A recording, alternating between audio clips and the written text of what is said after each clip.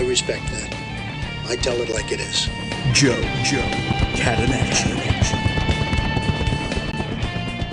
We're 24 minutes in front of the hour, final half hour of the show. Yaël Ossowski from the Consumer Choice Center joins us as he does every Friday in the 9 o'clock hour. Where in the world is Yaël this morning? And I say that because the last two conversations we've had over consecutive weeks, he was in Charlotte 2 weeks ago, Columbia, just north of Columbia, South Carolina last week. And Yaël, we're taking this thing global here this morning.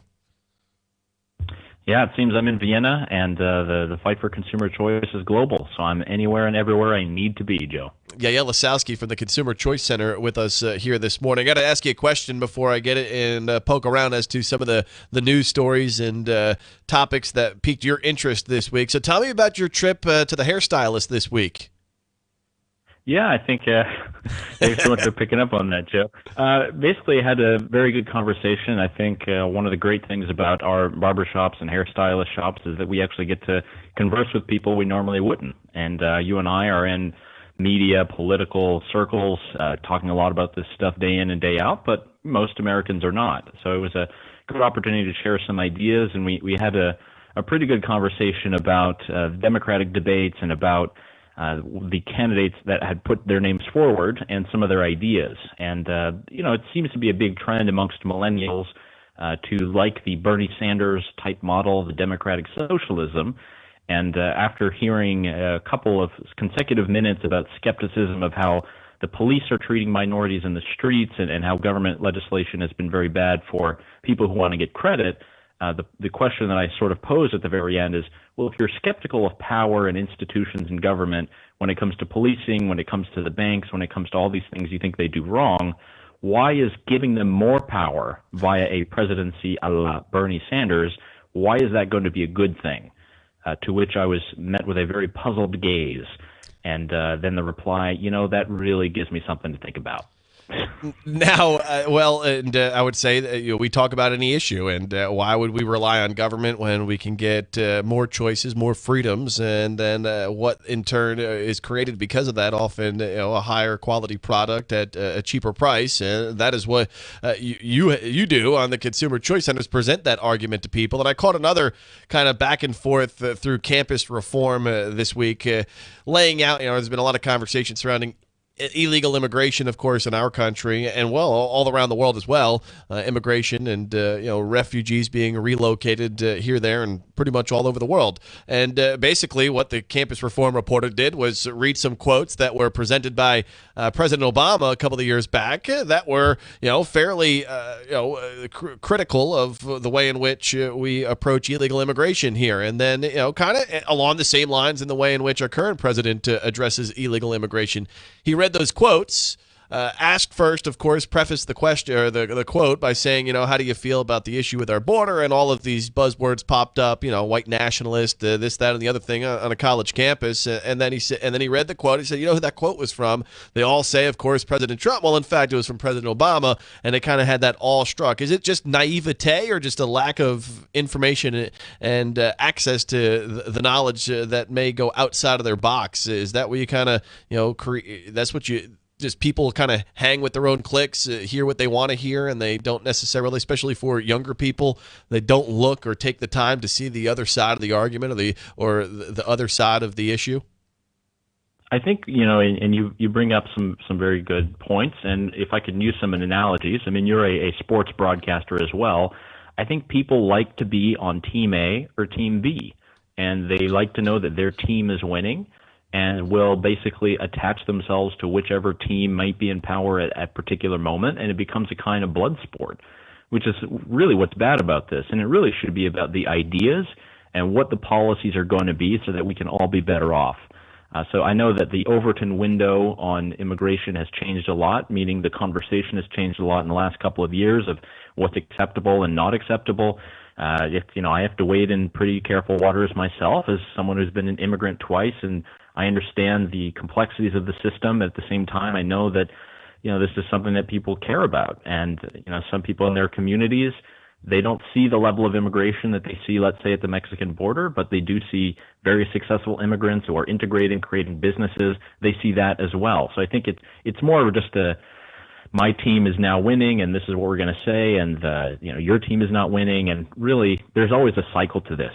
It's always going to change in terms of the rhetoric on immigration. I think President Trump has changed a lot in terms of how people talk about it. But really, if people can get back to the ideas and the basics and really say, look, what do we want from our immigration system? What do we want from our federal government? If people can ask that question, I think we can arrive at a much better conclusion than, what did my team say versus your team?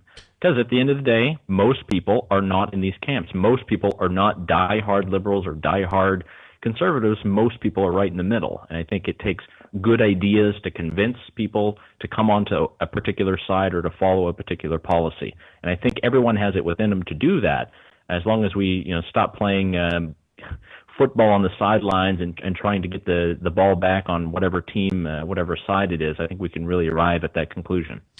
The Consumer Choice Center is the global grassroots movement for consumer choice. ConsumerChoiceCenter.org is their website. Yaël Ossowski is with us here this morning. Yaël, as we kind of, oftentimes we'll touch base throughout the week. We did not do that this week, so I want to get your thoughts on just some of the stories. You often, in the Consumer Choice Center and through your role there, you're often talking about stories that are not being discussed, as we do here with you, necessarily in the mainstream all day, every day, like we see on the cable news networks, because frankly, you and I could care less about what the president tweeted today in most cases until he starts a nuclear holocaust, then nuclear war. Then maybe we might start getting interested in something like that. But by and large, we stick to issues that pique our interest or through the jobs that we both have. So what kind of has been on the docket for you that you've been following here this week?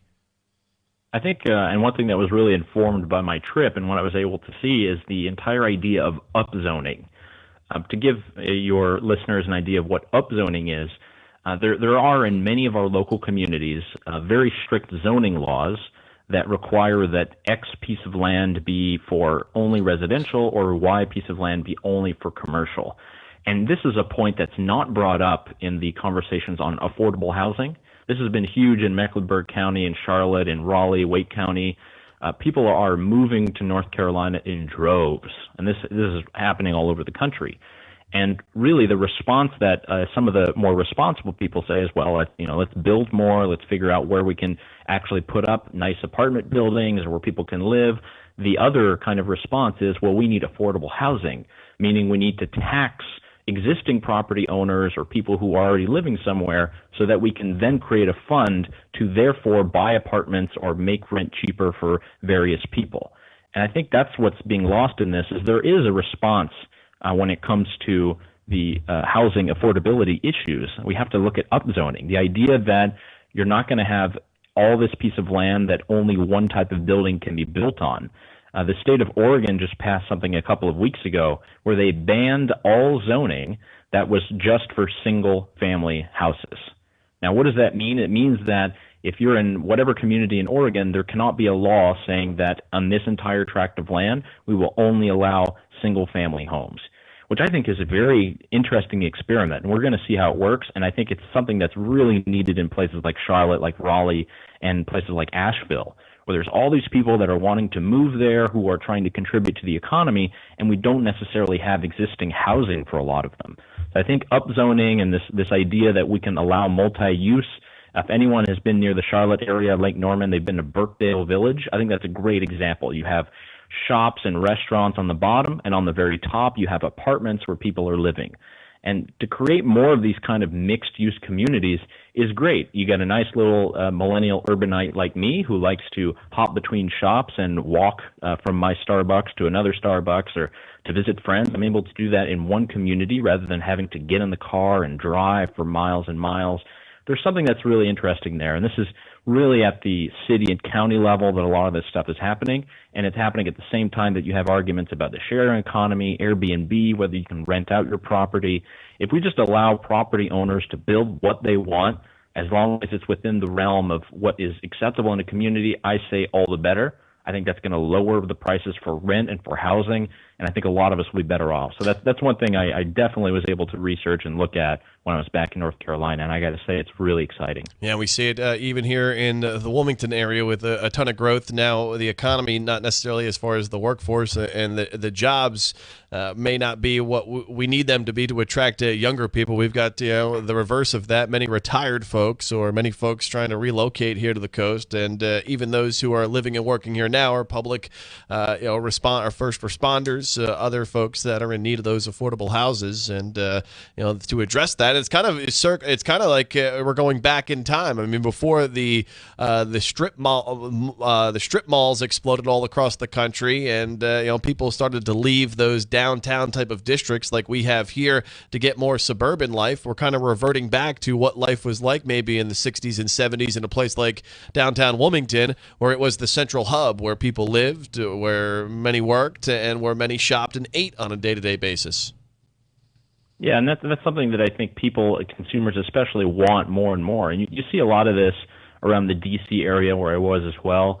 It's just mixed-use communities. You have people who live or have apartments, and they're able to walk to the store. They're able to, just take a 5-minute saunter, go downtown and buy their things. And most people do not know that you can't do that in many communities because of existing zoning regulations that don't allow you to do that. So I think there's a good movement there afoot called the YIMBY movement. Yes, in my backyard. Most times it's not in my backyard, whether it be with wind farms or something else. But we say yes in my backyard, YIMBY. ConsumerChoiceCenter.org is the website of the global grassroots movement for consumer choice. Yaël Ossowski in Vienna, Austria this morning, calling into the program. He's about 6 hours ahead of us, just approaching, siesta time, I guess, or maybe some dinner time in just a little while. Yaël, thanks as always for your feedback and perspective.